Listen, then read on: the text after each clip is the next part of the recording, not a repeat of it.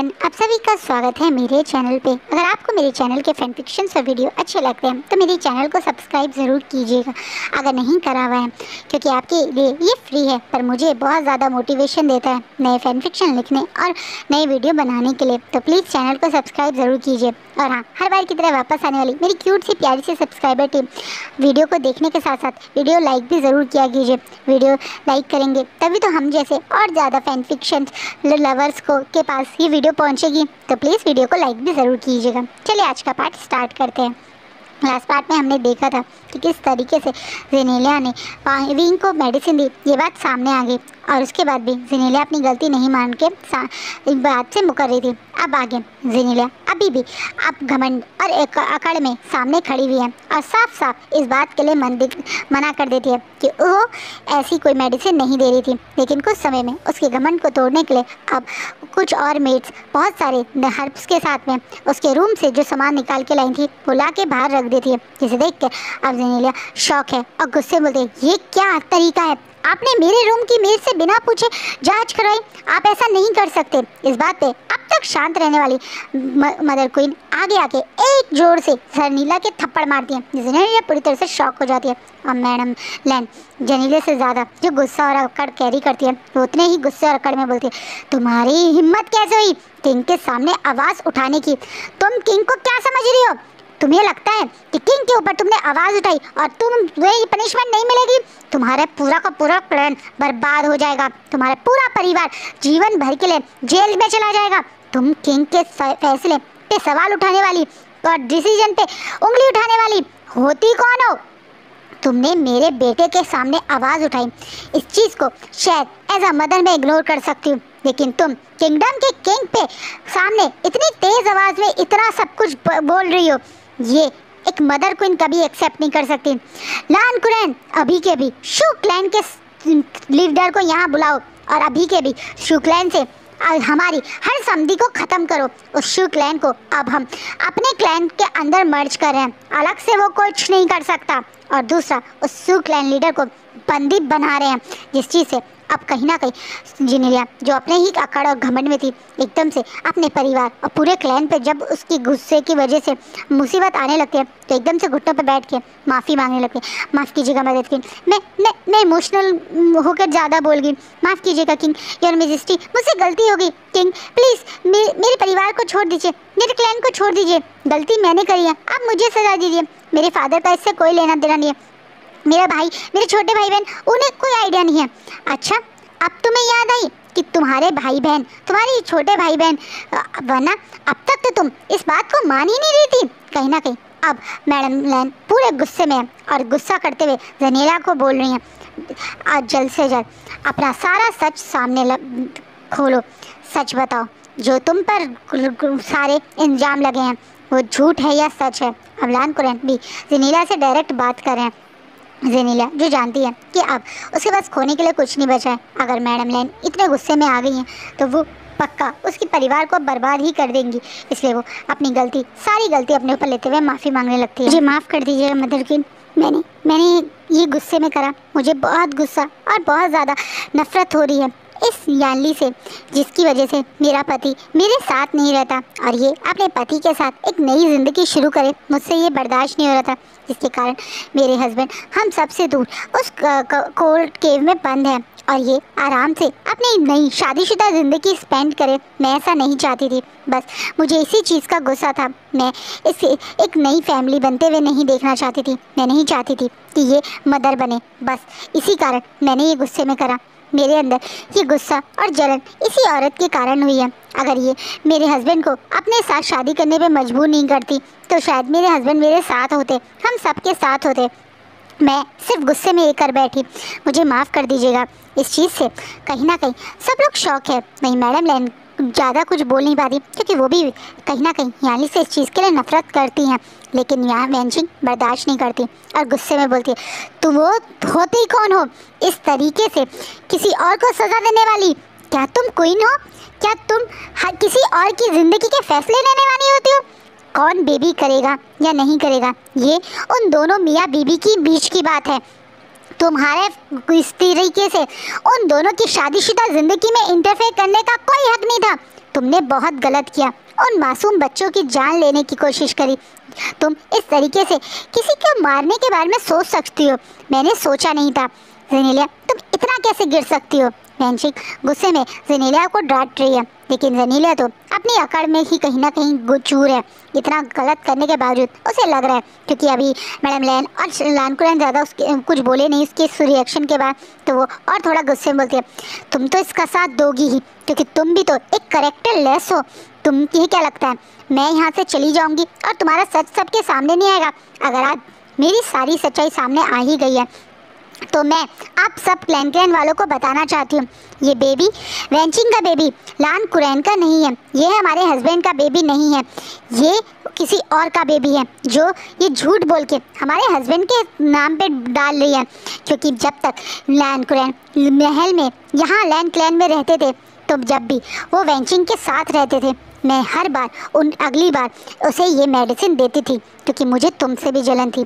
मेरे पति को मेरे पास नहीं आना, मुझे कभी टच नहीं करते थे, लेकिन तुम वो हमेशा उनके पास रहती थी, इसलिए मैंने ये मेडिसिन तुम्हें लगातार दी है। और अगर तुम प्रेग्नेंट हो तो तुम पक्का किसी और के साथ ही सोई हो, क्योंकि महल में तब भी तुम और हस्बैंड एक साथ टाइम स्पेंड करते थे।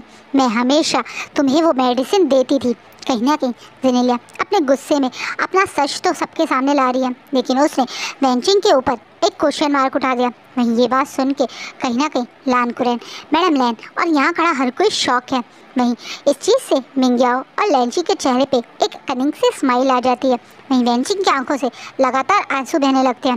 जेनेलिया गुस्से में अब बोलते हुए रुकती नहीं और बोलती है, आप सब लैनकुरैन वाले इससे बुद्धू मत बनना, ये बहुत तेज़ औरत है, इसने कभी भी हमारे हस्बैंड को हमारे पास नहीं आने दिया, हमेशा उनके सामने अच्छा बन के उनके साथ अच्छा व्यवहार करके हमें इससे उनको दूर कर दिया।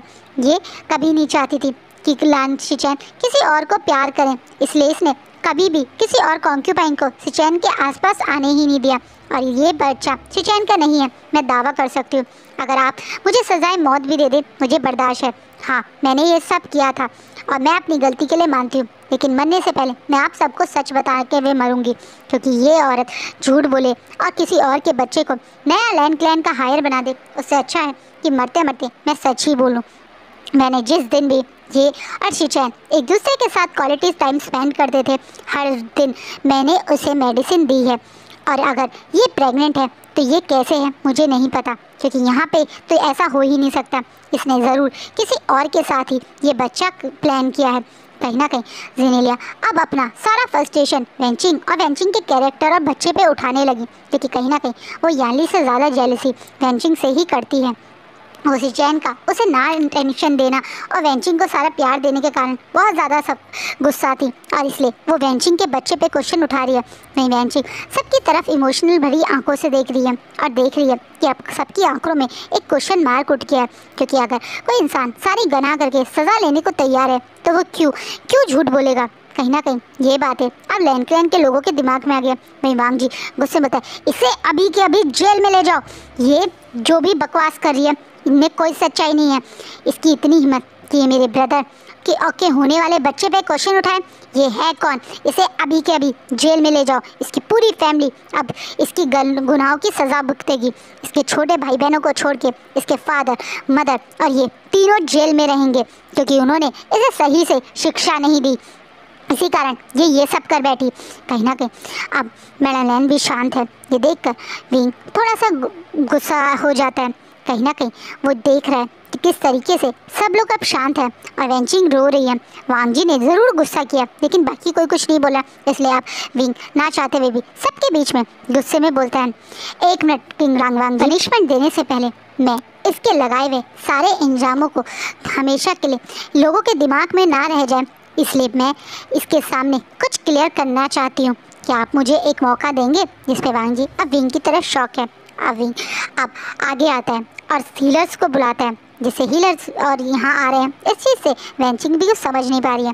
अब विंग सबके बीच में बोलता है, हीलर आपने ही वैंचिंग की प्रेगनेंसी सबके बीच में बताई है, क्या आप बता सकते हैं कि ये प्रेगनेंसी कितने मंथ की है? जिसपे हीलर तुरंत बोलता है ये करीबन 4 मंथ की प्रेगनेंसी है। यानी आज से 4 महीने पहले वेंचिंग और शिचैन ने जो समय बिताया उसके बाद ये प्रेग्नेंट हुए। लेकिन शिचैन तो लान क्लैन में आज से करीबन 1 महीना पहले ही आए थे, तो 3 महीने तक वो तो क्लैन में आए नहीं। तो इसका मतलब ये प्रेगनेंसी इस क्लैन में नहीं हुई है, बल्कि ये प्रेगनेंसी उस वॉर जोन में हुई है जहाँ वेंचिंग सबका इलाज करती थी, जहाँ वेंचिंग अपने हस्बैंड के साथ रहती थी। इन दोनों ने वहाँ अपना क्वालिटी टाइम स्पेंड किया था और उसका गवाह शायद यहाँ हर कोई सोल्जर है कि किस तरीके से वेंचिंग वहाँ रहकर भी उन लोगों की मदद कर रही थी। और इतना भी नहीं, वो उस समय भी शिचैन के साथ उन्हीं के टेंट में रहा करती थी। इन दोनों ने वहाँ अपना क्वालिटी टाइम स्पेंड किया, लेकिन तुम्हारी मेड वहाँ नहीं थी, तो इसी कारण ये आज प्रेग्नेंट है।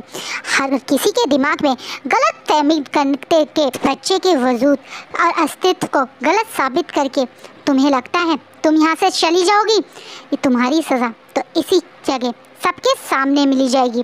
तुमने जिस तरीके से फर्स्ट प्रिंस ऑफ गुसुकी और उनकी वाइफ की चरित्र पे क्वेश्चन उठाए, उस चीज़ से तुम बच जाओगी? बिल्कुल नहीं। तुम्हारा चरित्र सबके सामने आ गया, तुम्हारी घटिया सोच सबके सामने आ गई। मुझे लगता है तुम्हें सज़ा सबके सामने मिलनी चाहिए। मैं जानता हूँ इसे उम्र कैद की सज़ा मिले तो वो कम है, लेकिन मैं चाहती हूँ कि इसे सबसे पहले यहाँ पे सबके बीच में सब कोड़े मारे जाएं। जब तक ये आप माफ़ी मांगते मांगते वेंचिंग के सामने बेहोश नहीं हो जाती, तब तक ये कोड़े इसे पड़ते रहे। एक मासूम बच्चे को जन्म देने से पहले उसके चरित्र पे सवाल उठाने वाली इस औरत को इस तरीके से मैं माफ़ी नहीं दूंगी। एक तरीके से यानली की तरह मतलब यानली की जगह खुद ये डिसीजन लेके विंग गुस्से में वहाँ से अब मतलब वांगजी के पास आके खड़ा हो जाता है। वहीं सब लोग अब घूर घूर के गुस्से में और ज़्यादा गुस्से में जिनेलिया को देखने लगते हैं। जिनेलिया जब ये सुनती है कि किस तरीके से जब तक वो खुद वेंचिंग उसे माफ़ ना कर दे या वो बेहोश ना हो जाए तब तक कोड़े नहीं रुकेंगे, तो वो भी घबरा जाते हैं। उसकी मेट और उसके इसी तरह से ज़बरदस्ती वहाँ बैठाया जाता है और लगातार कोड़े मारे जाते हैं। हर कोड़े के साथ जिनेलिया माफ़ी मांग रही है। वो हर इस कोड़े पड़ने से पहले मुझे माफ़ कर दीजिए वेंचिंग, मुझे माफ़ कर दीजिए क्वीन यानली, बस ये बोल रही है। मेरी मदर क्वीन जो अब तक यानली से बहुत ज़्यादा गुस्सा थी, लेकिन इस तरीके से यानली के इस डिसीजन से बहुत कॉन्फिडेंट होती है, बहुत खुश होती है कि उनकी क्वीन बहुत ज़्यादा समझदार और बहुत ज़्यादा स्ट्रॉन्ग है, जैसा वो हमेशा चाहती थी। वहीं दूसरी तरफ मतलब वेंचिंग की आंखों में आंसू आ जाते हैं। लोगों के सामने यानली ने वेंचिंग का साथ दिया, लेकिन असलियत में तो उस विंग ने दिया। विंग अच्छे से जानता है एक बच्चे के जन्म से पहले ही वो नाजायज़ है। इस टाइटल के साथ उसका बर्थ होता तो उस बच्चे के साथ क्या होता, ये सवाल लोगों के दिमाग में हमेशा रह जाता। कोई वेंचिंग के खिलाफ तो कुछ नहीं बोलता, क्योंकि शिचैन और वांगजी के होते हुए ऐसा होता नहीं, लेकिन उस बच्चे के बारे में उसके पीठ पीछे लोग कैसी कैसी बातें करते। आज इस सवाल के साथ अगर इसे जेनेलिया को एक तरीके से पनिशमेंट मिल भी जाती तो कोई फ़ायदा नहीं था। इसलिए वही चाहता था कि पहले ये चीज़ वो क्लियर कर दे, और उसने क्लियरली दिमाग यूज़ करके ये बात सबके सामने जिस तरह से रखी, उसे वेंचिंग और उसके बच्चे के लिए उसने स्टैंड लिया। इस चीज़ से वेंचिंग बहुत ज़्यादा इमोशनल और खुश हो जाती है। अपने विंग को बहुत प्यार भरी नज़रों से देख रहा है। उसके विंग ने कैसे आज एक स्ट्रांगली सबके सामने उसके ब्रदर और उसकी वाइफ के लिए स्टैंड लिया, उस मासूम बच्चे के लिए ये सब किया, जिसे देखकर उसे भी अपने विंग पे और ज़्यादा प्यार आता है। वहीं कोने में खड़े हुए मिंग्याओ को बहुत गुस्सा आ रहा है। यानली जैसी इतनी स्ट्रॉन्ग और समझदार लड़की वांगजी की वाइफ कैसे बन गई। अब मिंग्याओ को इसी चीज़ से जेलसी हो रही है। मिंग्याओ इसी टाइप से जो चीज़ वांगजी के या शिचैन के पास होती है उस चीज़ से उसे हमेशा जेलसी होती है। जैसे उसे पहले वेंचिंग के शिचैन से प्यार करने से जेलसी थी, और अब यानली का विंग से प्यार करने से वांगजी से प्यार करने से। वो नहीं जानता कि ये यानली नहीं बल्कि विंग है, लेकिन उसकी नज़रों में तो एक बहुत समझदार, बहुत खूबसूरत, बहुत इंटेलिजेंट, बहुत स्ट्रॉन्ग क्वीन जो वांगजी को मिल गई। ये क्वीन तो उसकी होनी चाहिए थी। अब हर हालत में उसे विंग चाहिए, या ये कह दीजिए यानली चाहिए। अब उसे यानली को पाने की एक अजीब सी ज़िद हो गई। इस समय जिस तरीके से दूसरे के पास कोई चीज़ होती है तो उसे चाहिए वाली दिमाग में बच्चा जिद बिठा लेता है, वैसे ही अब ये मिंग्याओ ने भी एक जिद मन में बैठा लिया कि वो तो यानली को अपना बना के रहेगा और वो इस काम के लिए हर चीज़ करेगा, शाम दाम दंड भेद हर तरीके से। और शुरुआत वो ऐसे ही कर रहा है तो सबके बीच में आकर अब खुलेआम यानली की बहुत प्रशंसा करता है। वो सबसे पहले आके बोलता है, आज क्वीन यानली ने सचमुच में कमाल कर दिया। सचमुच में क्वीन यानली आप बहुत समझदार हैं। आपने एक तरीके से हमारे क्लैन के फ्यूचर हायर की अस्तित्व पे उठने वाले सवालों को जिस तरीके से शांत किया, हम समझ चुके हैं कि आप एक आइडियल क्वीन हैं।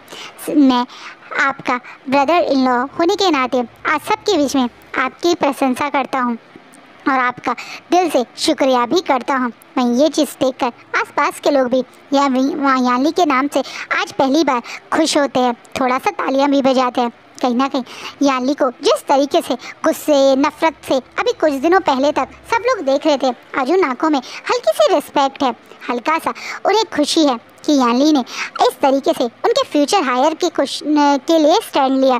वहीं वांग जी भी खुश है कि सब लोग विंग को एक रिस्पेक्टेड वे में देख रहे हैं। हाँ, है तो ये उनका उसी का विंग ना, चाहे यानली के रूप में है पर विंग है। कब तक विंग ऐसे को वांग जी यानली के नाम से अपने साथ बांधेगा, कब तक वो ऐसे ही विंग को यानली के रूप में सबके सामने रखेगा, वो नहीं जानता। शायद वो गलत कर रहा है, शायद वो बहुत गलत कर रहा है विंग के साथ, लेकिन वो क्या करे, उसे ये सब कुछ ऐसे ही अच्छा लग रहा है। काश उसका विंग ऐसे ही उसके पास रहे, यानली के नाम से रहे या यानली के इस झूठे मुखौटे को टांगे रहे, बस उसके पास रहे। उसका दिल ये चाहता है, पर उसे इस चीज़ के तुरंत बाद थोड़ा सा गुस्सा और बुरा भी लगता है, क्योंकि वो ये कहीं ना कहीं विंग के साथ गलत कर रहा है। वो विंग को ऐसे नहीं अपने साथ झूठ के साथ बांध सकता, वो ये सेल्फिश हो रहा है। तो ये सोच के अचानक से आज यहाँ से जाकर उस कोल्ड केव के पास ही बैठ जाता है जहाँ पे वो अधिकतर आज जाता था, उस कोल्ड पाउंड के पास में। सबको लग रहा है कि शायद वो शिचैन के पास गए, लेकिन वो शिचैन के पास नहीं बल्कि सब कुछ समय बिल्कुल अकेले में बिताने गए। लेकिन मन में उसे शिचैन की ही याद आ रही है। वो बोले, दुनिया के सामने आप इस कोल्ड केव के में रह रहे हैं ब्रदर, पर मैं सच जानता हूँ आप इस समय कहाँ पर हैं। मैं आपसे मिलने भी नहीं आ सकता, क्योंकि मैं ये भी नहीं जानता कितनी नज़रें मेरे ऊपर इस समय हैं। आप वेंचिंग के साथ हैं और मैं जानता हूँ आप अपनी वाइफ, अपने प्यार और अपने बच्चे के साथ इस समय ठीक ही होंगे, लेकिन मुझे आपकी बहुत याद आ रही है। मेरी हर फीलिंग को आप अच्छे से समझ जाते हैं। इस समय मुझे एक एडवाइस की ज़रूरत है। मेरे इस बेचैन दिल में उठने वाले हर सवाल के एक जवाब की ज़रूरत है, जो शायद सिर्फ आप ही मुझे दे सकते थे। ये सारी बातें वांग जी अपने मन में उस कोल्ड केव को देखते हुए बोल रहा है। उसे अपने ब्रदर की आज बहुत याद आ रही है। वहीं दूसरी तरफ वांग जी के यहाँ से जाते हैं मिंग्याओ विंग से बिल्कुल चिपक जाता है। ये कहते हैं यानली से, वो यानली से बहुत तारीफ़ कर करके हंस के उनके साथ अच्छा समय बिताने की कोशिश कर रहा है। वहीं यानली जो शायद विंग जो मिंग्याओ को एज ए अडॉप्टेड सन थोड़ा सा प्यार और उसकी वजह से, मतलब एक होता है ना अडॉप्टेड सन, उसकी तरह वो भी थे, सेम सिनेरियो थे। जैसे मैडम लैन उसकी मदर को पसंद नहीं करती, वैसे ही मैडम यू विंग की मदर को पसंद नहीं करती थी। क्लैन के लिए वो इतना सब कुछ करता था, पर फिर भी उसे वो रिस्पेक्ट नहीं मिली थी जैसे कोई मिंग्याओ को नहीं मिल रही। तो ये सारी वजह से वो अपने आप को मिंग्याओ के साथ थोड़ा कॉमन एक होता है ना, एक जैसा इंटरेस्ट या एक जैसी चीज़ें फील करके उसके प्रति थोड़ा सा एक सॉफ्ट कॉर्नर रखकर उससे आराम से बात कर रहा था। वहीं जंचा को मिंग्याओ बिल्कुल पसंद नहीं है, तो उसे ज़्यादा यानली या मिंग्याओ के पास आना कुछ अच्छा तो नहीं लग रहा, लेकिन वो भी कुछ कह नहीं रहा। घंटों तक मिंग्याओ विंग के साथ बैठ के वहीं बातें करता है, यहाँ तक कि वो उसे टी के लिए भी इनवाइट कर देता है। वहीं पहले विंग ने साफ मना कर दिया था कि वो टी पे नहीं आएगा, क्योंकि वो अपने हस्बैंड के साथ ही आएगा, लेकिन आज वो ना चाहते हुए भी मिंग्याओ की टी को एक्सेप्ट कर लेता है, जिससे जिंचा को थोड़ा गुस्सा तो आता है, लेकिन वो भी कुछ कह नहीं सकता। वहीं भी अब वापस जब जिंशी में आता है तो देखते हैं वहाँ वांग जी नहीं है, इसलिए वो कपड़े वपड़े चेंज करके आज वांग जी का वेट कर रहा है। क्या कर रहा है विंग?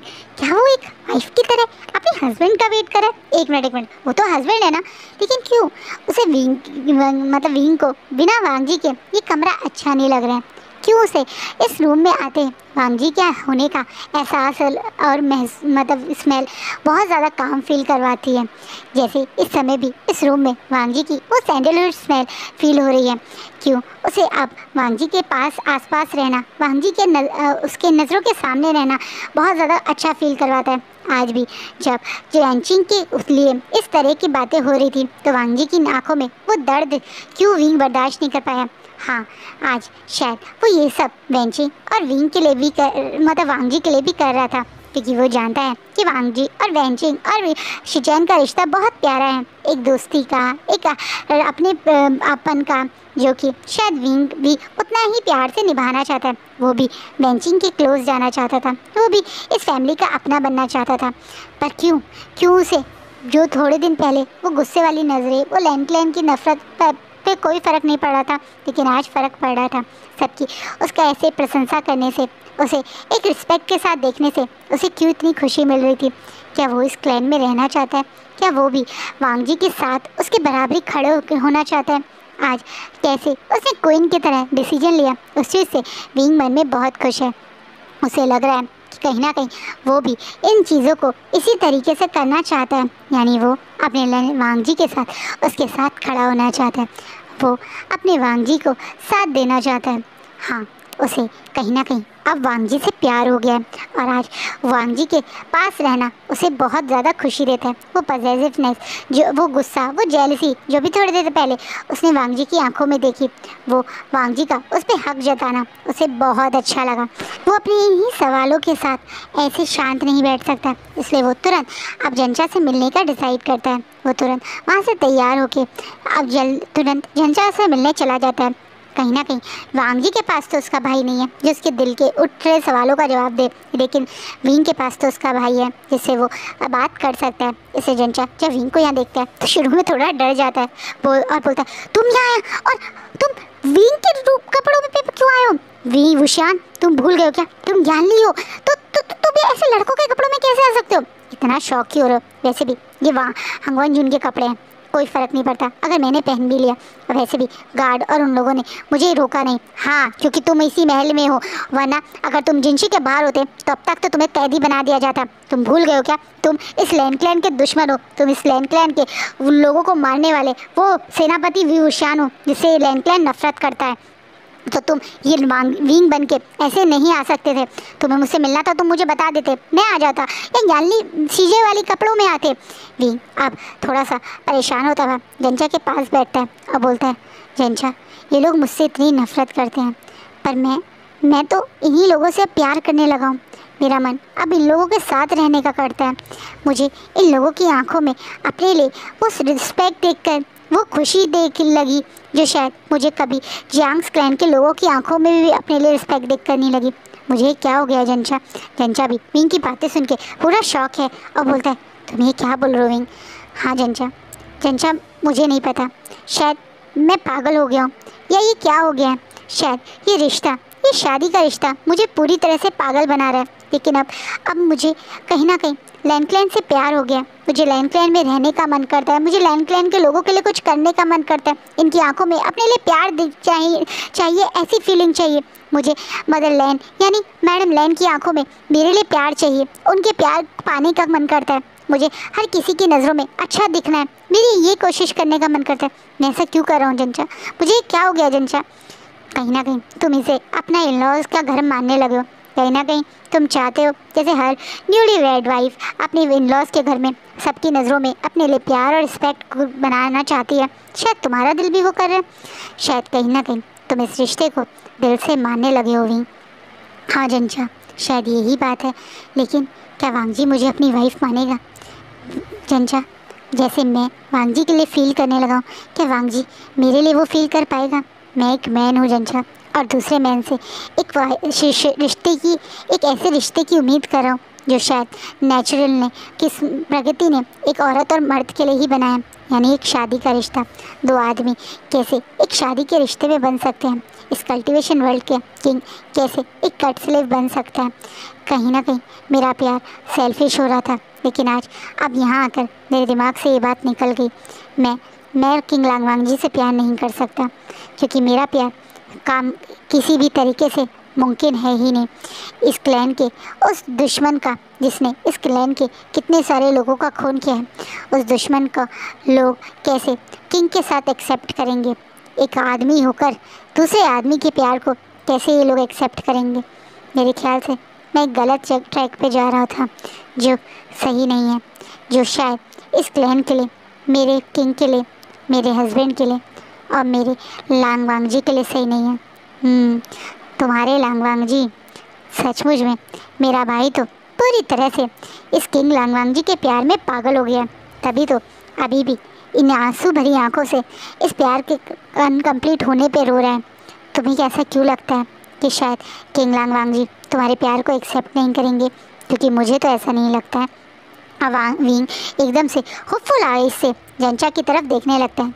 जंचा विंग के हाथ को पकड़ता है और बहुत प्यार से बोलता है, तुम्हें याद है जब मैंने तुमसे पूछा था कि क्या तुम कटस्लेव बनने के लिए तैयार हो, तो तुमने एकदम से हाँ कहा था।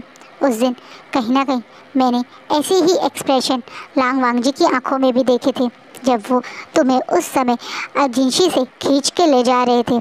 तुम्हारे लिए उनकी आंखों में वो जेलसी मुझे कहीं ना कहीं ये चीज़ फील करवा गई कि तुम अकेले नहीं हो जो इस रिश्ते को कुछ आगे बढ़ाना चाहते हो। मैं नहीं चाहता कि तुम दोनों एक दूसरे के से बिना बात करें, दिमाग में बहुत सारे सवाल लिए हुए और कुछ गलत डिसीजन लेकर एक दूसरे से अलग हो जाओ। अगर तुम दोनों की किस्मत एक साथ है, तुम दोनों एक साथ हस्बैंड और हस्बैंड बन चुके हो, एक दूसरे के साथ उम्र भर के रिश्ते में बंध चुके हो, तो तुम्हें एक दूसरे से अपने दिल की बात शेयर करनी चाहिए। इतने समय से तुम उनके साथ हो और वो तुम्हारे साथ हैं, और तुम दोनों एक दूसरे को प्रोटेक्ट करते हो, प्यार करते हो, केयर करते हो। इन चीज़ों से शायद मैं और यहाँ तुम्हारे आसपास का हर कोई ये महसूस कर सकता है कि तुम दोनों एक दूसरे के लिए ही बने हुए हो।